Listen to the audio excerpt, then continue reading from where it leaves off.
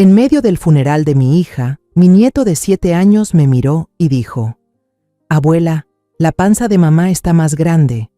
Luego levantó la blusa de su madre por su cuenta. Y lo que vi me dejó helada. Me alegra que estés aquí. Si estás viendo este video, dale like, suscríbete al canal y cuéntame en los comentarios desde dónde escuchas mi historia de venganza. Quiero saber hasta dónde ha llegado. Entré con pasos pesados en la iglesia de San Francisco, donde el olor a lirios blancos era tan intenso que parecía querer asfixiarme. Hoy estaba allí para despedir a mi única hija, Ana. Los susurros dolorosos de los vecinos, familiares y amigos de mi niña resonaban levemente, como cuchilladas directas al corazón. Todos estaban atónitos. Nadie entendía por qué Ana se había ido tan de repente. Caminé hacia el ataúd de roble colocado en medio del templo, donde Ana yacía, fría e inmóvil. La foto de mi niña estaba justo al lado, con esos ojos transparentes y esa sonrisa radiante como el sol de la mañana, mirándome de frente.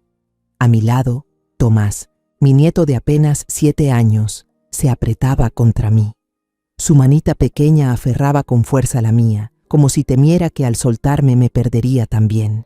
La camisa blanca que llevaba le quedaba enorme, haciendo que su cuerpo delgado pareciera aún más frágil. Su cabello negro, peinado con cuidado hacia un lado, ahora estaba hecho un desastre de tanto que había enterrado su rostro en mis manos, llorando sin consuelo. Al mirarlo, recordé a Ana, la manera en que lo abrazaba contra su pecho y le cantaba cada noche. «Abuela, ¿a dónde se fue mamá?», me preguntó anoche con los ojos enrojecidos, y yo solo pude abrazarlo fuerte, porque ni siquiera yo sabía cómo responder. Cuando el sacerdote comenzó a rezar, toda la iglesia quedó en silencio. Solo se escuchaban los sollozos apagados de la gente, mezclados con el viento que pasaba entre los vitrales de colores. Me incliné para arreglarle la camisa a Tomás, queriendo que se viera ordenado en el último adiós a su madre, pero en ese instante, el niño murmuró de repente, con una voz clara que me heló la sangre: «Abuela, la panza de mamá está grande». Me quedé paralizada, con la garganta seca, sin entender lo que quería decir. Tomás soltó mi mano y dio un pasito hacia el ataúd. Sus pies pequeños temblaban sobre el frío suelo de piedra. Con la inocencia de un niño, extendió la manita y tocó el vestido blanco que cubría el cuerpo de su madre, levantando suavemente la tela. Ese gesto fue como un cuchillo afilado que cortó el aire solemne de la iglesia. Un silencio extraño se apoderó del lugar. Algunas personas en los primeros bancos se voltearon, con miradas entre curiosas y asustadas. Me quedé helada. Bajo la tela, el vientre de Ana no era plano como yo pensaba. Estaba abultado de una forma extraña, antinatural, como si escondiera algo terrible. Y entonces, cuando la luz de una vela cercana iluminó más fuerte, lo vi con claridad. Un enorme moretón, amoratado como una tormenta oscura, se extendía desde las costillas hasta cubrir todo su abdomen. Esa marca no parecía producto de una caída. Era demasiado fuerte, demasiado profunda, como si alguien hubiese usado una fuerza brutal para provocarla. Mi corazón latía desbocado, la sangre se me heló en las venas. Quise gritar, preguntar quién le había hecho eso a mi hija, pero mis pies estaban clavados al suelo, incapaces de moverse. Ni siquiera pude jalar de vuelta a Tomás cuando Mauricio, mi yerno, apareció de repente desde la banca de enfrente. Lo agarró con brusquedad del brazo y entre dientes, tratando de no armar escándalo en la iglesia, le siseó: «Tomás, ¿qué haces? No se juega en el funeral de tu madre».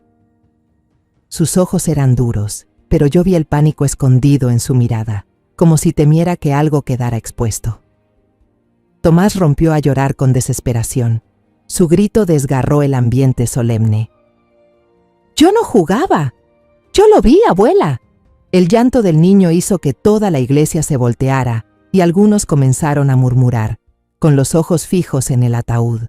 Mauricio se apresuró a alzar a su hijo, lo calmaba y al mismo tiempo le gritaba.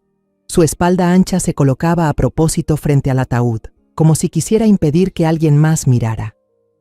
Abrazó con fuerza a Tomás, le susurró algo al oído, pero sus ojos se clavaron en los míos, fríos y llenos de advertencia.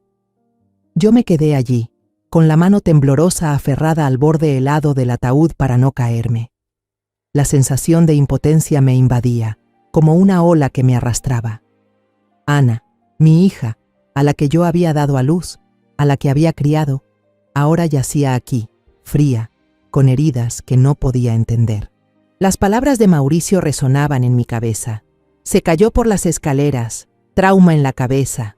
Pero esos moretones contaban una historia completamente diferente, una historia a la que yo aún no me atrevía a enfrentar. El padre detuvo la lectura. Su mirada se posó en mí con compasión, como si quisiera preguntarme si estaba bien. Respiré hondo, contuve el sollozo que me apretaba la garganta y asentí suavemente. Las campanas de la iglesia volvieron a sonar, graves y tristes, apurando la ceremonia. Pero en mi mente, todo sonido se apagó. Solo quedaba la imagen de ese moretón terrible en el vientre de mi hija, como una pregunta sin respuesta grabada en mi memoria. El olor a lirios parecía pegarse a mí, enredarse en cada respiración, trayéndome recuerdos de mi hija como un torrente. Ahora solo quedaban pedazos del pasado a los que aferrarme. Nuestra casita en el barrio Santiago nunca fue lujosa, pero siempre estuvo llena de risas. Cada tarde, Ana y yo solíamos reunirnos en la pequeña cocina. El aroma de las arepas de maíz asado impregnaba toda la casa. Ana, mi niña, siempre radiante como el sol de la mañana. Tenía unos ojos claros y una sonrisa luminosa, como si ninguna tristeza pudiera tocarla. Recuerdo bien cuando corría por el patio, su largo cabello negro ondeando, gritando de emoción cuando yo fingía perseguirla para que hiciera la tarea. «Mamá, yo haré pan mejor que tú», solía decir, con las manos llenas de masa de maíz y una sonrisa traviesa.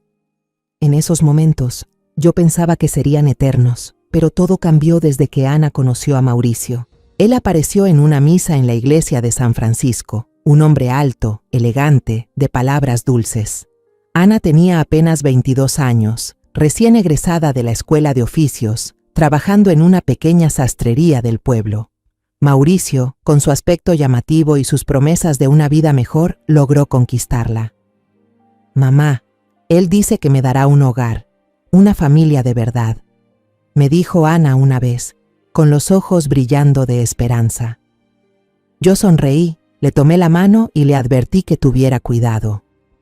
Pero en el fondo, algo me inquietaba. Había algo en la mirada de Mauricio que no me dejaba tranquila. Aunque se mostraba educado, siempre había en él un dejo de frialdad, como si escondiera algo. Se casaron tras un año de noviazgo. La boda fue en la misma iglesia de San Francisco, donde hoy acabo de despedir a Ana. Al verla en su vestido blanco, lloré de felicidad, pero también porque presentí, de una manera difusa, que la estaba perdiendo. Mauricio llevó a Ana a vivir a una mansión elegante en el centro de San Luis Potosí, lejos de nuestro barrio obrero. Esa casa, con sus muros altos y su portón de hierro, levantó una barrera invisible entre nosotras. Recuerdo la primera vez que fui de visita, la sensación de extrañeza al entrar en aquel lugar. Todo era demasiado perfecto, demasiado frío, los pisos de mármol reluciente, los cuadros en las paredes que yo ni entendía. Ana seguía sonriendo, me abrazaba fuerte, pero en cada gesto percibía la rigidez, la incomodidad de mi hija. Cada vez que yo insinuaba querer ir de visita, Mauricio siempre encontraba una manera de rechazarlo. «Mamá, estamos muy ocupados. El fin de semana tenemos que ver a unos socios», decía él con un tono suave pero helado. Una vez, dijo, «Ana está un poco cansada. No es buen momento para recibir visitas, mamá». Yo escuchaba y el corazón se me apretaba, pero no sabía qué hacer. Había días en que llamaba por teléfono, y Ana todavía respondía con esa voz alegre de siempre. «Mamá, soy muy feliz, no se preocupe por mí».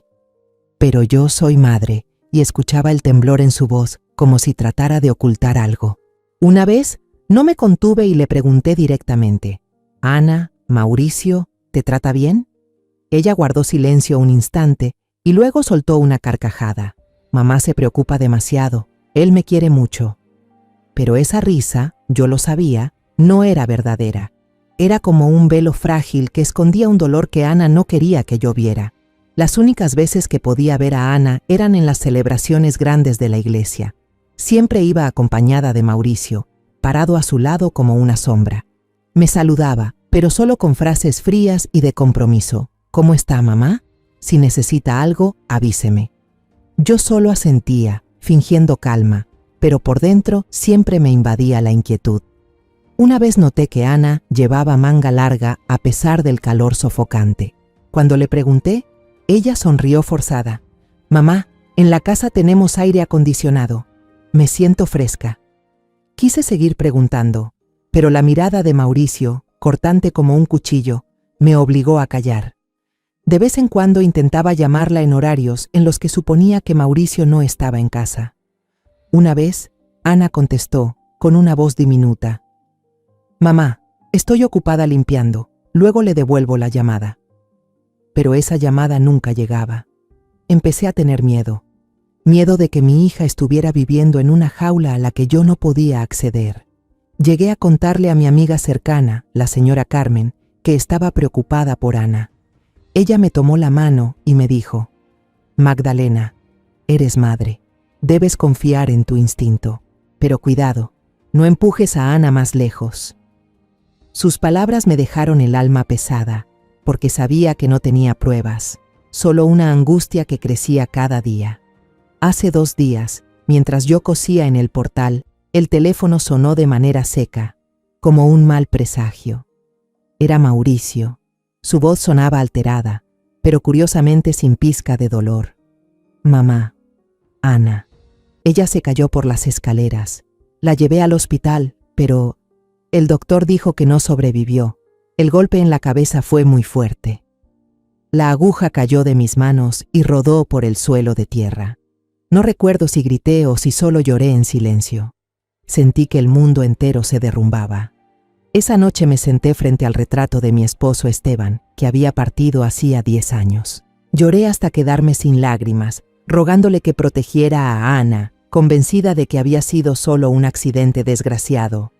Me repetía que debía ser fuerte, porque todavía tenía a Tomás, y él me necesitaba más que nunca. Pero ahora, después de lo que vi en el funeral, sé que estaba equivocada. Los moretones en el vientre de Ana, las palabras inocentes de Tomás, la mirada aterrada de Mauricio, todo era como un cuchillo afilado desgarrando la última pizca de fe que me quedaba. Eso no fue un accidente. Había un secreto terrible escondido en esa casa lujosa, donde mi hija vivió sus últimos días. Cuando la gente en la iglesia de San Francisco empezó a dispersarse, yo permanecí inmóvil junto al ataúd de roble, con la mano temblorosa acariciando la tela de satén helada, como si quisiera retener el último calor de Ana. Volteé la cabeza, buscando entre los pocos que quedaban. «Señor Diego», susurré, con la voz ronca, como si me costara toda la fuerza pronunciar ese nombre. El señor Diego Ramírez, dueño de la funeraria, un hombre mayor de rostro duro y cansado, estaba en un rincón del salón, acomodando ramos de crisantemos blancos en el altar. Al oírme, levantó la mirada con expresión compasiva y se acercó lentamente. «Doña Magdalena», dijo él, con voz grave y cautelosa, «debería descansar un poco. Hoy ha sido demasiado pesado para usted». Pero yo negué con la cabeza, aferrándome a su brazo, mis dedos apretando con tanta fuerza que podía sentir la tela áspera bajo mi mano. «Por favor, quiero ver a mi hija una vez más, antes de que la entierren», susurré, con una firmeza que me sorprendió a mí misma. Quizás ya no era la voz de una madre destrozada, sino la de una mujer decidida a no dejar que su hija se marchara en medio de un misterio. Don Diego vaciló, sus ojos reflejando preocupación. «Doña Magdalena, temo que esto será muy doloroso para usted», dijo con un tono apagado, como alguien que ha visto demasiadas tragedias en 30 años de oficio. Pero yo no me moví, mis ojos fijos en los suyos, como diciéndole que nada podría detenerme en ese momento. Finalmente, suspiró, asintió y señaló a 2 ayudantes que estaban cerca. Ellos empujaron el ataúd hacia una pequeña habitación detrás de la iglesia, donde el aire era sofocante con olor a desinfectante y flores blancas. Yo los seguí, cada paso cargando con todo el peso de mi dolor. Bajo la luz amarillenta, el cuarto parecía más frío que nunca. Don Diego se colocó junto al ataúd, sus manos temblando levemente mientras retiraba la tela de satén que cubría el rostro de Ana. Mi hija yacía allí, Su cara pálida aún conservaba esa dulzura, como si estuviera sumida en un sueño profundo. Sus labios cerrados ya no mostraban la sonrisa radiante de la foto afuera. Extendí la mano y toqué la mejilla de Ana, helada hasta los huesos, y por un instante solo quise abrazarla, sacudirla, rogarle que me dijera que todo aquello era solo una pesadilla. «Por favor, déjeme ver su vientre», dije, con voz temblorosa, casi suplicante. Don Diego levantó la vista un momento, sus ojos debatiéndose entre la duda y la compasión. «¿Está segura, doña Magdalena?», preguntó con un hilo de voz, como si temiera despertar algo. Yo asentí, evitando mirarlo a los ojos, porque sabía que si dudaba un segundo, perdería el valor para enfrentar la verdad. Con cuidado, don Diego levantó el vestido fúnebre, cada movimiento lento, como si él mismo temiera lo que iba a encontrar. Bajo la luz, lo vi con una claridad brutal. Todo el vientre de Ana estaba cubierto de moretones, manchas negras y violáceas, como si una tormenta hubiera arrasado su cuerpo. Ese moretón no era solo una herida, era una acusación, una verdad desnuda que yo no podía esquivar. Me incliné más, el corazón golpeando con fuerza, y descubrí algo aún más terrible.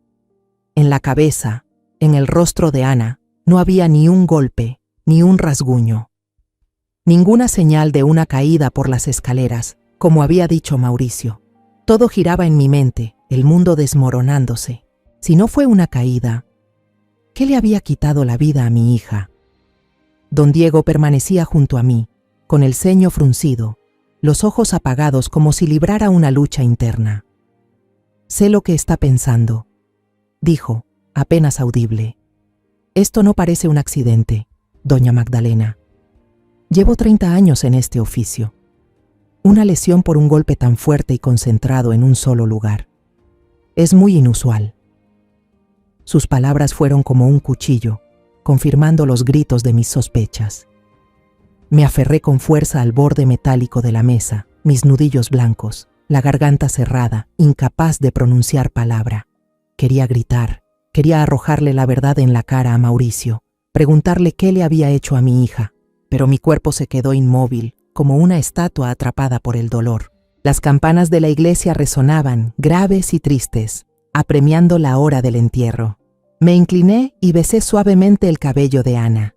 El aroma familiar a lavanda todavía permanecía, haciéndome doler el corazón con cada punzada. «Perdóname, mi amor», susurré, mientras las lágrimas corrían por mis mejillas y caían sobre la tela blanca. «Voy a descubrir la verdad por ti».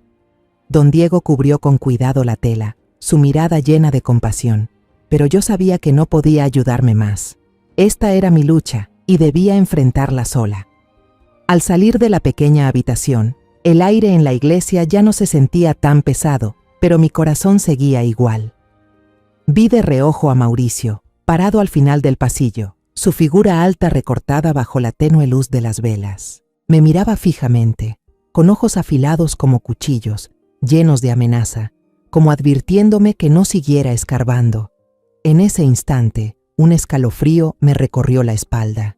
Se dio la vuelta con rapidez, pero no lo suficiente como para que yo no alcanzara a notar el pánico en su mirada.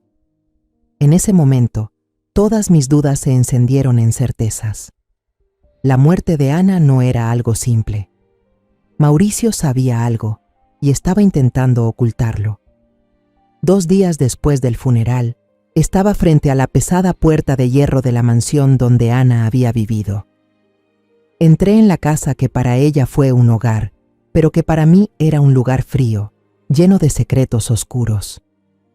Mauricio había llevado a Tomás a la casa de los abuelos, quizás para no enfrentarse conmigo. La enorme vivienda, con paredes blancas impecables y ventanales relucientes, parecía un castillo ajeno, sin un ápice de calor familiar.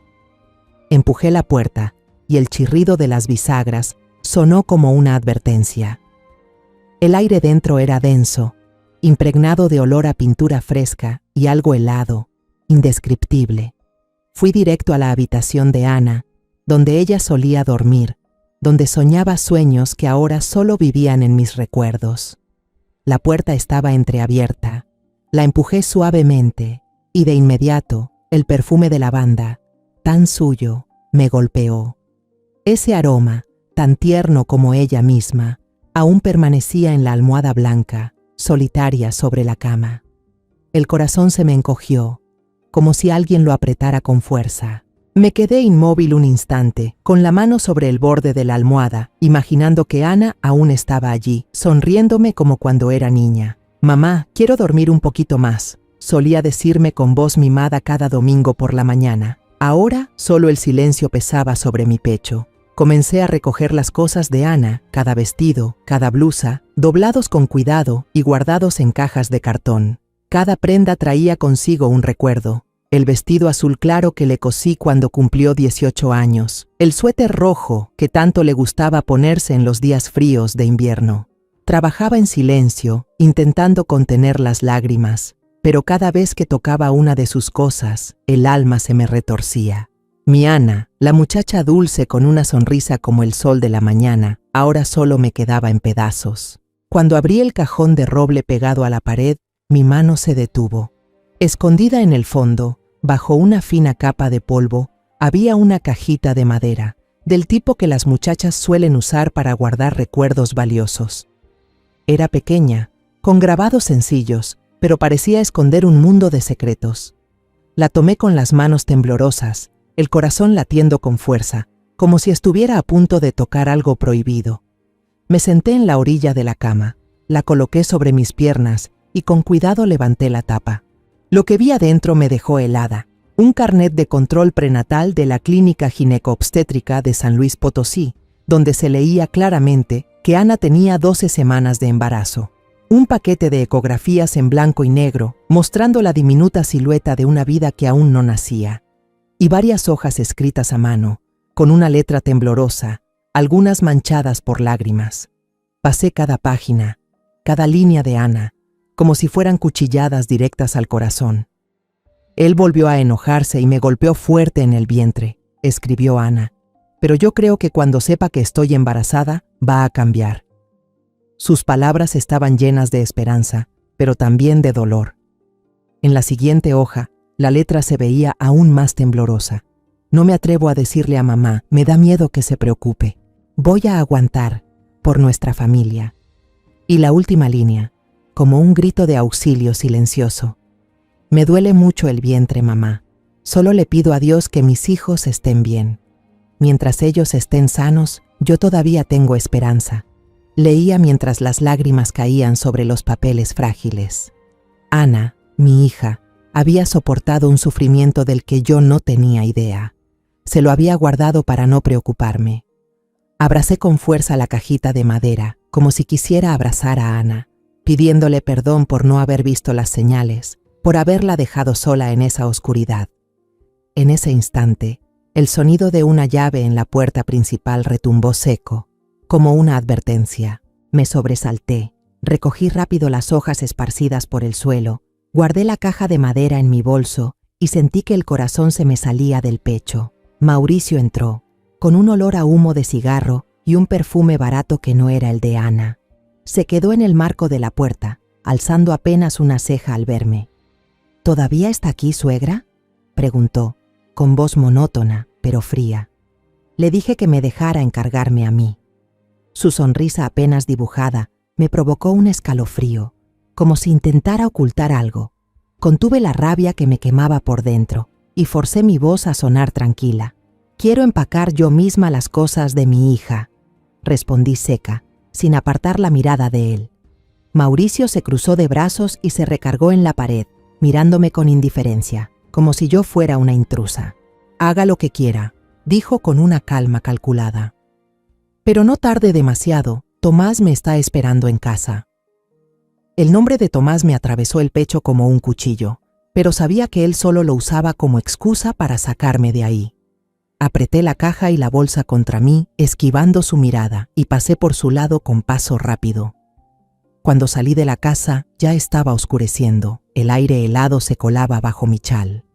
Sentía la cajita dentro del bolso, como si ardiera, exigiéndome actuar. El corazón me golpeaba no solo por lo que acababa de descubrir, sino también por la certeza de que Mauricio estaba implicado en la muerte de Ana. No era solo un esposo cruel, era alguien que escondía un crimen. Esa noche, Ya en mi casa del barrio Santiago, me senté frente al altar de mi esposo, donde ahora estaba también la foto de Ana. Encendí una vela, cuya luz iluminó su sonrisa dulce. Abrí la caja una vez más, releí las palabras de Ana y las lágrimas volvieron a brotar. «Perdóname, hija mía», susurré con voz quebrada. «No supe protegerte, pero te prometo que no voy a dejar que tu partida quede en el olvido». Sabía que aquella cajita no solo guardaba el dolor de Ana, sino también la llave para descubrir toda la verdad. A la mañana siguiente me puse un suéter gris, ajusté bien la bufanda alrededor de mi cuello y salí de la casa, llevando el viejo bolso que guardaba el secreto de mi hija. La clínica ginecológica San Luis Potosí estaba en una esquina tranquila, con paredes blancas y una placa de bronce que brillaba bajo el sol. Entré. El aire adentro olía a desinfectante y se escuchaban las voces suaves y risueñas de las enfermeras. Pero para mí todo era borroso. Solo quedaba en mis manos la libreta de control prenatal, pesada como si llevara el destino de Ana. Mis dedos estaban helados cuando le entregué la libreta a la joven recepcionista. «Mi hija, Ana Ríos, se atendió aquí», dije, con la voz ronca, como si necesitara reunir todas mis fuerzas para pronunciar cada palabra. «Quiero ver al médico que la atendió de urgencia». La enfermera me miró con compasión, como si pudiera sentir el dolor que me oprimía el pecho. Asintió y luego entró a la oficina, diciendo algo por el intercomunicador. Yo me quedé de pie, apretando las asas del bolso, inquieta como si estuviera sobre brasas. Varias mujeres embarazadas esperaban sentadas en las sillas. Sus vientres redondos y sus ojos llenos de esperanza hicieron que mi corazón se encogiera. Mi Ana también había sido como ellas. Había llevado una vida en su interior.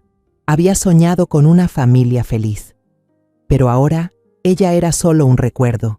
Y mi nieto, al que nunca llegué a conocer, jamás tendría la oportunidad de nacer. Al poco rato, un hombre mayor, de cabello entrecano, salió del pasillo. Llevaba puesto un bata blanca, su rostro era severo, pero sus ojos transmitían bondad. «Soy el doctor Eduardo Herrera», se presentó con voz grave y serena. Al saber que yo era la madre de Ana, suspiró y su mirada se volvió más pesada, como si también cargara con un peso. «Por favor, pase a mi consultorio», dijo, guiándome a una sala pequeña con estantes llenos de expedientes médicos y un escritorio sencillo de madera. Me senté, coloqué el bolso sobre mis piernas y seguí aferrada a la libreta de control prenatal, como si temiera que desapareciera. El doctor Herrera se acomodó frente a mí, hojeando un expediente sobre la mesa, pensativo. «Señora Ríos», empezó con un tono triste, «hicimos todo lo posible para salvar a Ana, pero cuando llegó aquí ya había perdido demasiada sangre. Sufrió una hemorragia interna en el abdomen, el útero quedó gravemente dañado y el embarazo de 3 meses no pudo continuar». Sus palabras fueron como un cuchillo clavándose en mi corazón. Yo ya sabía que Ana estaba embarazada por la libreta, pero escucharlo de la boca del médico lo hizo más real, más desgarrador. Apreté el borde del escritorio, mis uñas hundiéndose en la madera, esforzándome por mantener firme la voz. «¿Fue por la caída en las escaleras, doctor?», pregunté, aunque en el fondo ya conocía la respuesta. El doctor Herrera negó con la cabeza con firmeza, y sus ojos se endurecieron, como si también sintiera rabia. «En absoluto», dijo con seguridad. Su cuerpo no tenía ninguna señal de traumatismo craneal ni fracturas, cosas que suelen aparecer en una caída de ese tipo. Al contrario, todas las lesiones estaban concentradas en el abdomen, provocadas por un golpe muy fuerte desde afuera. Lo sospeché desde el primer momento.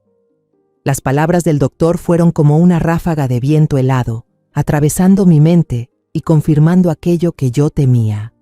Mauricio, mi yerno, había mentido. Ana no se había caído por las escaleras. Los moretones terribles que vi en la iglesia no eran un accidente. Sentí que la sangre se me detenía en las venas, la garganta se me cerraba y no pude pronunciar palabra. El doctor Herrera vaciló un momento, luego continuó, con la voz más baja, como temiendo que alguien lo oyera. «Le informamos a su esposo, Mauricio, pero él solo pidió que hiciéramos el trámite lo más rápido posible y rechazó cualquier solicitud de más exámenes. Un zumbido llenó mis oídos. Las piezas comenzaron a encajar en mi cabeza, formando un cuadro espantoso. Mauricio no solo sabía la verdad, sino que la estaba ocultando. Había insistido en que el hospital terminara los trámites de inmediato, sin permitir una autopsia, como si temiera que algo saliera a la luz. Miré al doctor Herrera, cuyos ojos mostraban compasión, pero también impotencia. ¿Por qué no me avisó?, pregunté, con la voz temblorosa, sin poder ocultar el reproche. Ana es mi hija. Yo tenía derecho a saberlo. Él suspiró, posó la mano sobre la carpeta y bajó la mirada. Ana nos pidió que no la llamáramos, murmuró. Quizá no quería preocuparla, pero pienso que ahora usted tiene derecho a conocer la verdad. Sus palabras fueron como otra puñalada, no solo por la verdad sobre la muerte de Ana, sino porque mi hija había intentado protegerme, había soportado sola para que yo no sufriera. Bajé la cabeza y mis lágrimas cayeron sobre la libreta de controles prenatales que tenía en las manos, empapando las fechas de las citas de Ana. Gracias, susurré con la voz rota. Gracias por decírmelo. El doctor Herrera asintió, con la mirada de alguien que comprende el dolor, pero no puede hacer más. Me levanté, abracé con fuerza mi bolso y salí del consultorio. Afuera, las mujeres embarazadas esperaban en la sala, charlando animadamente, con los ojos llenos de ilusión. Al verlas, sentí un nudo en la garganta. Mi Ana también había estado así, soñando con una familia feliz, ilusionada con el hijo que tendría en sus brazos. Pero todo eso le fue arrebatado, no solo a ella, sino también a mi nieto, al que nunca llegué a conocer. Pasaron unos días.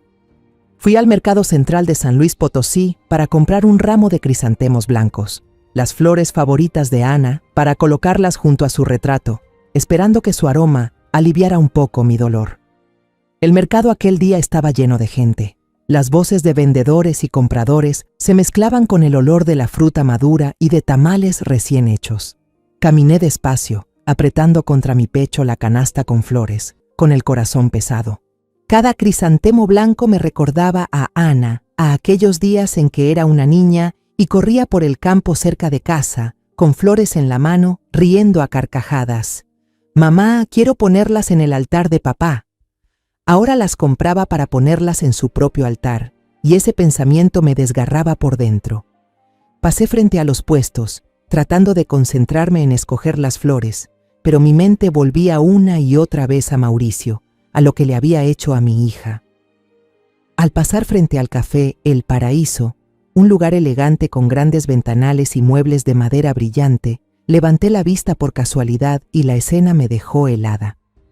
Mauricio estaba allí, junto a la ventana, con la luz del sol iluminándole el rostro, mostrando una sonrisa que yo no le había visto desde la muerte de Ana. Frente a él había una joven de cabello rubio, labios rojos y sonrisa radiante. Estaban sentados muy cerca, hombro con hombro, como una pareja perdida en la felicidad. Me escondí rápidamente tras una fila de macetas, con el corazón golpeando fuerte y los dedos apretando tanto el asa de la canasta que me dolieron las manos. La reconocí de inmediato, Verónica Chávez, la secretaria privada de Mauricio. La había visto una vez, en la fiesta de fin de año de la empresa de él, hace 2 años. Ana estaba entonces junto a Mauricio, con un vestido verde claro, intentando sonreír, aunque su mirada era forzada. Verónica apareció con un aspecto deslumbrante, un vestido ceñido, la mirada afilada, y recuerdo que me sentí inquieta cuando me estrechó la mano. Su sonrisa era demasiado perfecta, como una máscara. Ahora, al verla sentada junto a Mauricio, entendí que mi presentimiento de aquel entonces no se equivocaba. Mauricio puso la mano sobre el hombro de Verónica. Se inclinó cerca de su oído y susurró algo que la hizo reír entre dientes. Su voz clara se oyó a través del marco de la ventana. Ella tomó su mano con despreocupación, los dedos con anillos brillantes entrelazados, como si ya conocieran demasiado bien esos gestos de cariño. Yo me quedé allí, detrás de la fila de macetas, sintiendo la sangre hervir en mi interior. Mi hija había muerto hacía menos de 40 días. No había pasado suficiente tiempo para que la tierra sobre su tumba se secara, y sin embargo Mauricio estaba sentado aquí, riendo feliz junto a su amante, como si Ana nunca hubiera existido. La ira me hizo temblar. La canasta de flores en mis manos se inclinó y unas cuantas margaritas blancas cayeron esparcidas en la acera, aplastadas bajo los pasos desprevenidos de los transeúntes. Quise irrumpir, gritarle a Mauricio, preguntarle por qué traicionó a Ana, por qué trató así a mi niña, pero me contuve. Me quedé inmóvil en la sombra de los árboles, respirando cada bocanada con dificultad. Tenía que mantener la calma, pensar con claridad. Si actuaba ahora mismo, no tendría nada más que rabia, y Mauricio lo negaría con facilidad. Necesitaba pruebas, más tiempo para desenmascararlo, pero al verlos a él y a Verónica, sentí como si 1000 agujas me atravesaran el pecho. Mi Ana, la chica dulce que lo dio todo por la familia, que estuvo embarazada de su hijo, que soportó golpes que yo ni siquiera sabía, y ahora el traidor disfruta de la felicidad como si nada hubiera pasado. Se levantaron. Mauricio sacó la billetera para pagar, su movimiento ágil, lleno de confianza. Verónica se acercó a él del brazo y salieron del café. Su sonrisa brillaba bajo el sol. Volví la cara apresuradamente, fingiendo mirar la canasta de flores, pero el fuerte olor del perfume de Verónica me llegó de lleno, como una provocación. Subieron juntos a un auto negro brillante. Mauricio se sentó al volante y Verónica en el asiento del copiloto, aún riendo y conversando, con la mirada reluciente. Cuando el coche arrancó y se perdió detrás de la esquina, me quedé plantada en el lugar, con el corazón hecho trizas. Las margaritas blancas yacían esparcidas a mis pies, hechas jirones como mi corazón ahora. Me agaché despacio, recogiendo cada flor aplastada, con las manos temblorosas. Cada flor era como un pedazo de recuerdo de Ana, de los días en que ella corría a casa con un ramo de margaritas blancas, de su sonrisa pura. Ahora las recogía, no para ponerlas en el altar, sino para conservar algo de mi hija, para recordarme que no puedo permitir que Ana se vaya sin justicia. En mi cabeza, una idea fría y clara fue tomando forma. Mauricio no solo trató mal a Ana, la traicionó. Traicionó también a la familia que ella se esforzó por mantener. Y Verónica, ella no es inocente. Tendrán que pagar, lo juro. A la mañana siguiente desperté con una determinación de hierro. Hoy me enfrentaría a Verónica, no para desahogarme, sino para sacar la verdad de su propia boca. Me puse un suéter gris, me eché una bufanda al cuello y salí de la casita en el barrio Santiago, con el corazón pesado pero resuelta. La constructora de Mauricio estaba en el centro de San Luis Potosí, un edificio de cristales relucientes con anuncios brillantes. No entré. Elegí una cafetería pequeña enfrente, donde había un rincón lo bastante discreto para observar sin llamar la atención. Pedí un café negro, me senté junto a la ventana y no aparté la vista de la puerta principal de la empresa. Cada minuto pasaba como un siglo. Mi corazón latía con fuerza, mezclando dolor y rabia. Pensé en Ana, en las líneas temblorosas del diario de ella, en el nieto que aún no había nacido. Ana, mi amor, me susurré a mí misma, haré que paguen. Casi a las 5 de la tarde, Verónica salió del edificio. Llevaba un vestido rojo intenso, ceñido al cuerpo, y los tacones resonaban sobre la acera. Cada paso resumaba una confianza altiva. Su cabello rubio suelto brillaba con la luz del atardecer. Al verla, sentí la sangre subirme a la cabeza. Mi hija llevaba menos de un mes enterrada, y ella, la que contribuyó a destruir la felicidad de Ana, caminaba como si no tuviera vergüenza. Me levanté, pagué el café y la seguí en silencio, manteniendo la distancia justa para no ser descubierta. Verónica fue a una cafetería pequeña cerca del Parque Tangamanga, con mesas de madera rústica y una luz amarilla cálida. Se sentó en una mesa en un rincón, pidió un jugo de naranja y empezó a revisar el teléfono, con una sonrisa tenue en los labios. Tomé aire profundamente, apreté el asa del bolso y me acerqué directamente. Sin dudarlo, tiré de la silla y me senté frente a ella. Dejé el bolso sobre la mesa con un golpe que la sobresaltó y la hizo alzar la vista. «¿Doña Magdalena?», exclamó ella, frunciendo el ceño, con un destello de pánico en la mirada que pronto recuperó su aire desdeñoso. «¿Usted qué hace aquí?». No respondí. Abrí el bolso en silencio y saqué las fotos que había tomado la tarde anterior en el local El Paraíso. Fue dejando las fotos sobre la mesa, despacio, como si fueran cartas boca arriba. Mauricio y Verónica se tomaban de la mano. Él le susurraba al oído. Sus sonrisas resplandecían como si el mundo entero fuera suyo. Mi hija está enterrada a 3 palmos de profundidad desde hace menos de un mes, dije, con la voz entre dientes, cada palabra como una cuchillada. Y usted está disfrutando esto. El rostro de Verónica palideció, apretó los labios rojos, pero trató de mantener la calma. Esto no le incumbe, dijo, con la voz temblorosa, pero esforzándose en sonar firme. Ana se cayó por las escaleras. Todo el mundo lo sabe. Sus palabras echaron más leña al fuego en mi interior. Me incliné hacia adelante y saqué del bolso las páginas del diario de Ana. Las dejé caer sobre la mesa con un golpe. ¿Sí?, dije con voz áspera, clavándole la mirada. Ana lo escribió todo aquí. Estaba embarazada, llevaba el hijo de Mauricio, y él la trató mal, la lastimó, mientras ella trataba de proteger a la familia. Verónica bajó la cabeza. Su mirada vaciló al ver la letra temblorosa de Ana. Sus manos se estremecieron y el vaso de jugo sobre la mesa vibró levemente. Usted no entiende, balbuceó, pero ya había perdido la arrogancia de antes. No la dejé hablar más. Me acerqué, bajé la voz y susurré, con cada palabra afilada como un cuchillo. La policía pronto intervendrá, Verónica. ¿Y cree que Mauricio la protegerá? ¿O piensa que él le echará toda la culpa para salvarse? Mi táctica psicológica dio resultado. El hermoso rostro de Verónica se puso pálido. Sus ojos se abrieron de par en par, llenos de pánico. Bajó la mirada, se aferró con las manos al borde de la mesa, las articulaciones de los dedos blanqueadas. Esa noche, murmuró, la voz temblorosa como a punto de romperse. Ana llegó a casa antes de lo previsto. Nos encontró. Ella gritó, lloró, dijo que yo había destruido su familia. Mauricio se volvió loco. Él le dio un golpe muy fuerte en el vientre. Intenté interponerme, pero todo pasó demasiado rápido. De verdad no pensé que las cosas llegarían a tanto. La confesión de Verónica fue como un martillazo en mi pecho. Había sospechado, me había preparado, pero oírlo salir de su propia boca hacía que el dolor fuera tan cortante como si fuera nuevo. Apreté las manos sobre la mesa, las uñas clavándose en la palma, tratando de no gritar.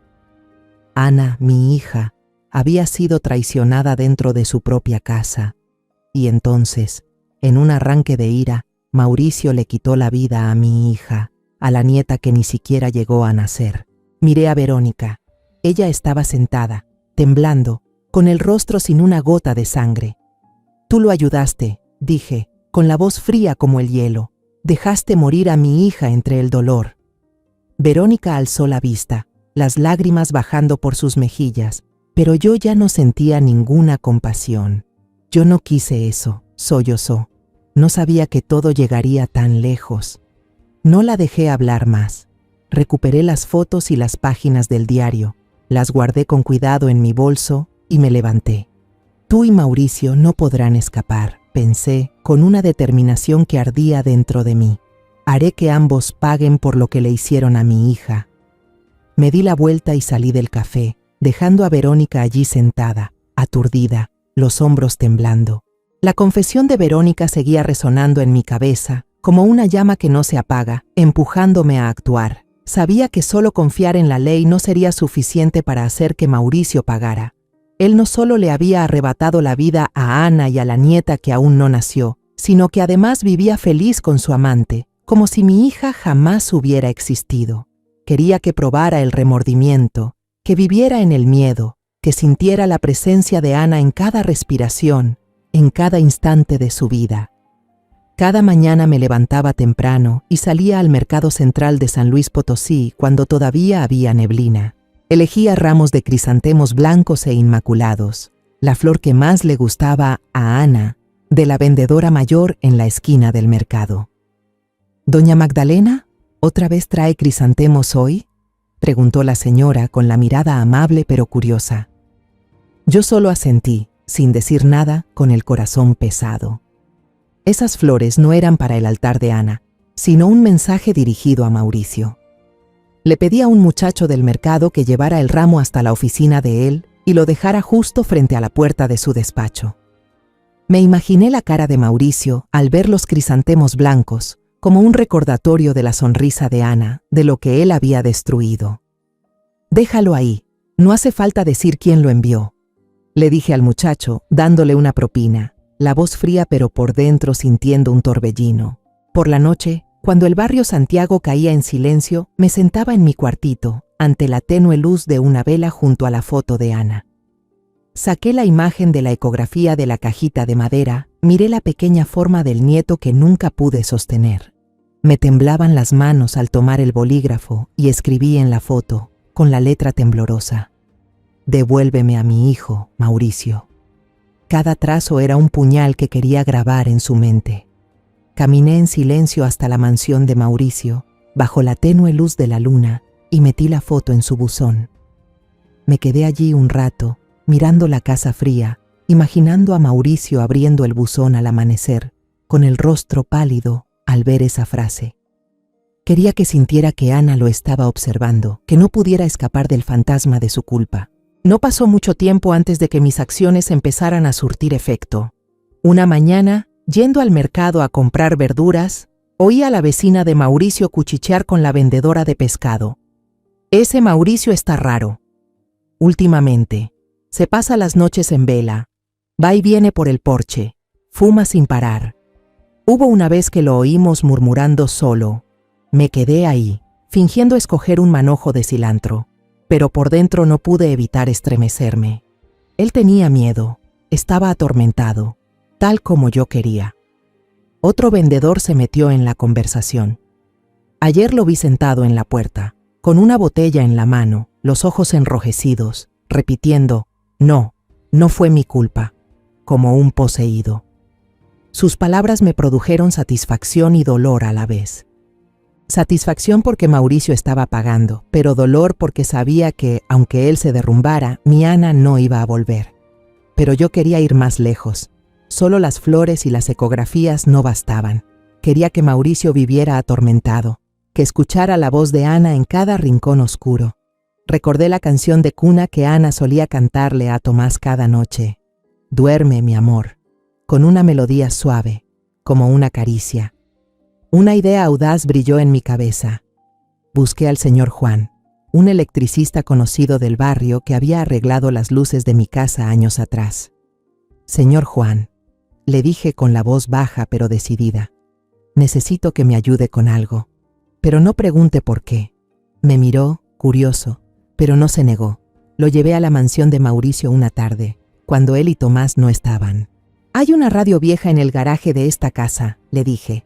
«Quiero que se encienda a medianoche y ponga la canción Duerme, mi amor».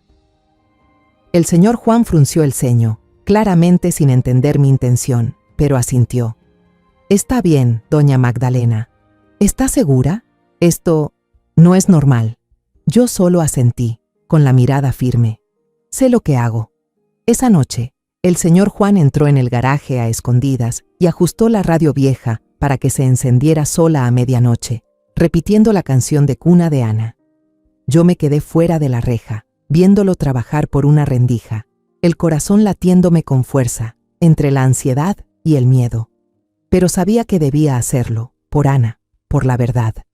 Al día siguiente, en el mercado, recibí una noticia que me heló el alma. La vendedora de verduras contó que Mauricio había destrozado la radio en un ataque de pánico, en plena noche. Salió corriendo de la casa, pálido, con un martillo en la mano. Empezó a golpear la radio como si fuera un demonio. Dijo, con asombro. «Los vecinos lo escucharon. Todos dicen que parece poseído». Agaché la cabeza, fingiendo elegir un manojo de lechuga, pero por dentro supe que estaba al borde del colapso. Y yo sería quien lo empujara directamente. Después de los días en que hice que Mauricio viviera atormentado, sentí que era el momento de sacarlo a la luz. Sabía que solo la justicia podría calmar, en parte, mi corazón hecho trizas. Reuní todo lo que tenía: la pequeña caja de madera de Ana, la libreta de control prenatal con las frías anotaciones que confirmaban que estaba embarazada de 12 semanas, las páginas del diario empapadas en lágrimas que contaban el dolor de mi hija, las ecografías del nieto que aún no había nacido y, lo más importante, la grabación de la confesión de Verónica que había conseguido a escondidas en una cafetería cerca del Parque Tangamanga. Esas pruebas eran la última voz de Ana y las usaría para asegurar que quien le quitó la vida a mi hija no pudiera escapar. Entré a la estación de policía de San Luis Potosí una mañana de cielo gris, con el bolso viejo y pesado colgado del hombro, como si cargara también con el destino de Ana. Pedí ver directamente al comandante Héctor Luna, el jefe de la estación, un hombre conocido por ser severo pero justo. La recepcionista me miró con cierta pena, tal vez al ver mis ojos enrojecidos y mi aspecto cansado. «Espere un momento, le avisaré», dijo, con voz suave.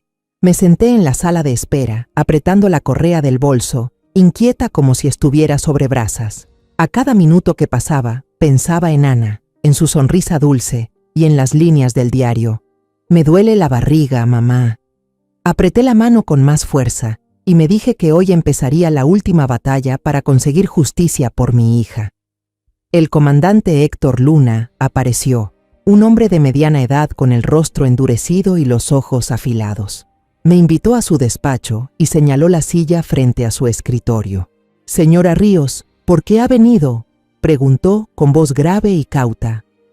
No respondí al instante. Abrí el bolso y fui colocando cada objeto sobre la mesa: la cajita de madera, el libro de control del embarazo, las páginas del diario, las fotos de la ecografía y, por último, el teléfono con la grabación. «Mi hija, Ana Ríos, no murió por una caída por las escaleras», dije, con la voz temblorosa pero llena de determinación. «Esto es lo que he encontrado y quiero que quien le quitó la vida pague por ello». El señor Luna frunció el ceño, pasando los objetos con una concentración absoluta. Cuando puse la grabación, se oyó la voz temblorosa de Verónica, contando la noche fatídica en que Ana lo sorprendió a ella y a Mauricio, y cómo Mauricio perdió el control y atacó cruelmente a mi hija. El rostro del señor Luna se endureció, su mirada fría como un filo.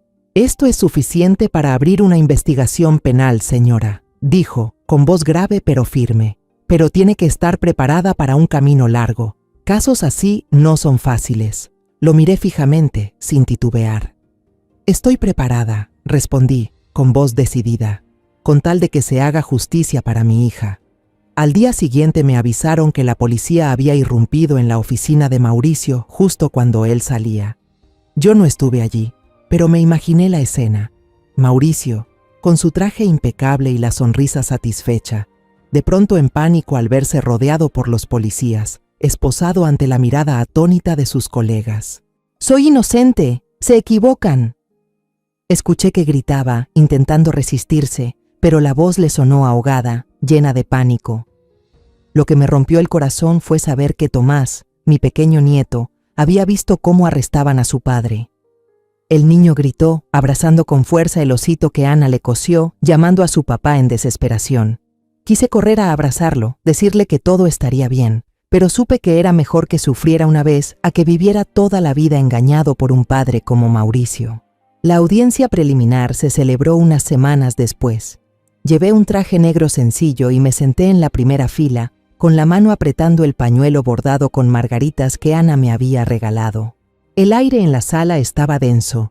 El olor a madera vieja y el murmullo de los presentes me resultaban sofocantes. La fiscal, una mujer joven de mirada aguda, fue presentando las pruebas, el libro de control del embarazo, las páginas del diario de Ana, las fotos de la ecografía y la grabación con la confesión de Verónica. Cada objeto que mostraba era como un puñal, no solo contra Mauricio, sino también contra mi propio corazón. Volví a escuchar la voz temblorosa de Verónica, relatando la noche en que Ana murió, y tuve que apretar el pañuelo con fuerza para no romper a llorar. Verónica también fue citada como testigo. Entró sin el aire arrogante de aquel día en la cafetería. Su cabello rubio estaba recogido, el rostro pálido, los ojos bajos bajo la presión de la mirada del juez y del fiscal. Cuando la interrogaron, temblando admitió todo, con voz apenas audible. «Yo estaba allí. Mauricio enloqueció cuando Ana nos descubrió. No alcancé a detenerlo.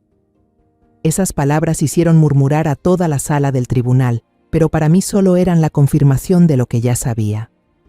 Mauricio, de pie en el banquillo de los acusados, gritó: «Ella miente, todo es mentira, yo no hice nada». Él echaba toda la culpa a Verónica, con la voz quebrada, pero sus ojos aterrados lo delataban. Lo miré con frialdad, sin sentir ya ni un ápice de compasión por quien había traicionado y arrebatado la vida de mi hija. Cuando el juez dictó prisión preventiva para Mauricio mientras continuaba la investigación por homicidio y violencia doméstica, él se desplomó, aferrándose con ambas manos a los barrotes, con el rostro blanco como el papel. El golpe del mazo resonó, frío y firme, como un punto final a los días de mentiras en que había vivido. Respiré hondo, sintiendo que el pecho se aligeraba un poco, aunque el dolor seguía ahí, latente y eterno. La justicia puede llegar tarde, pero al final la verdad salió a la luz. Me levanté y salí de la sala, con la mano aún apretando el pañuelo bordado con margaritas, como si llevara a Ana conmigo. «Esto lo hago por ti, Ana», susurré, con las lágrimas corriéndome por las mejillas. «No me detendré hasta que todo termine». La audiencia preliminar terminó. Mauricio quedó en prisión preventiva, pero mi corazón seguía pesado. Sabía que este camino aún no terminaba, no para mí, sino para otras mujeres que podrían estar viviendo lo que Ana había pasado. Con ese pensamiento, llevé un ramo de margaritas blancas, las flores favoritas de Ana, y regresé al cementerio de San Luis Potosí, donde mi niña descansaba. El cementerio estaba silencioso bajo la luz del atardecer, solo el viento suave se colaba entre las filas de lápidas. Me arrodillé frente a la tumba de Ana.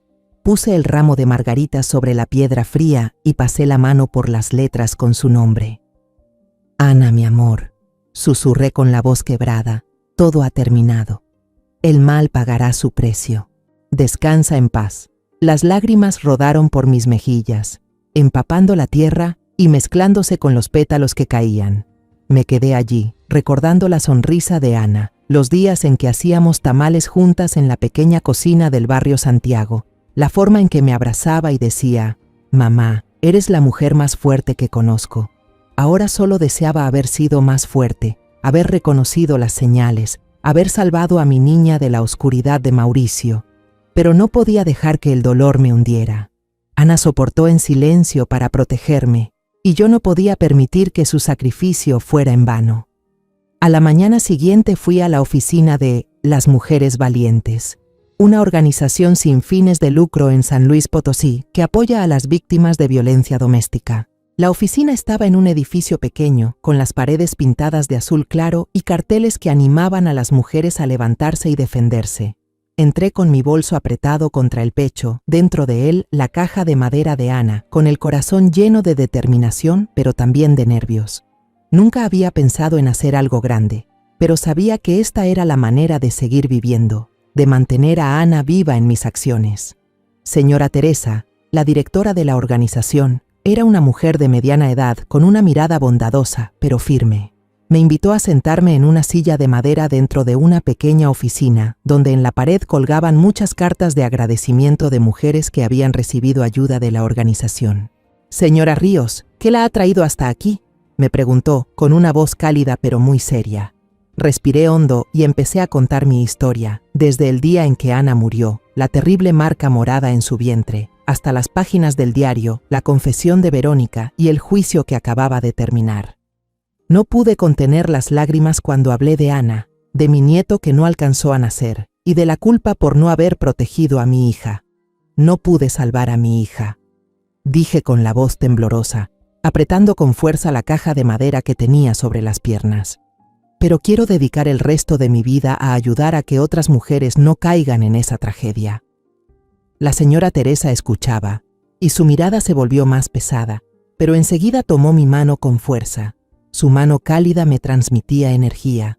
«Aquí las puertas siempre estarán abiertas para usted, doña Magdalena», dijo con firmeza.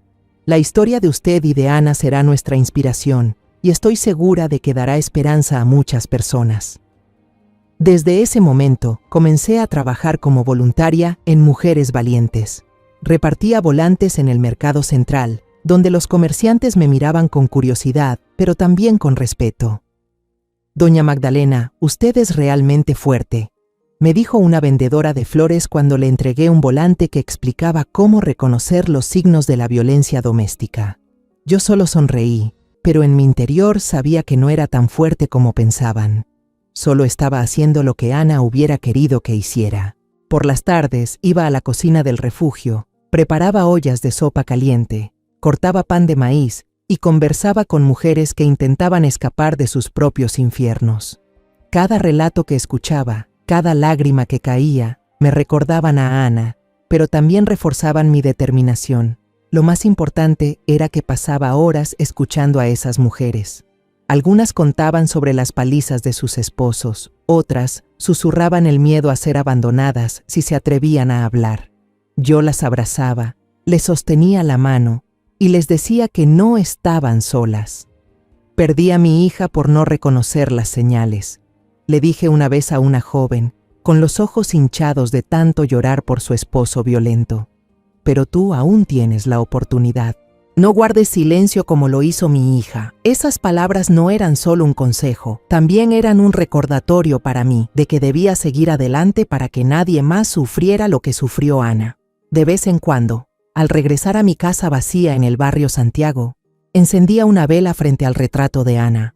La luz titilante iluminaba su sonrisa dulce, como si me mirara, como si me agradeciera.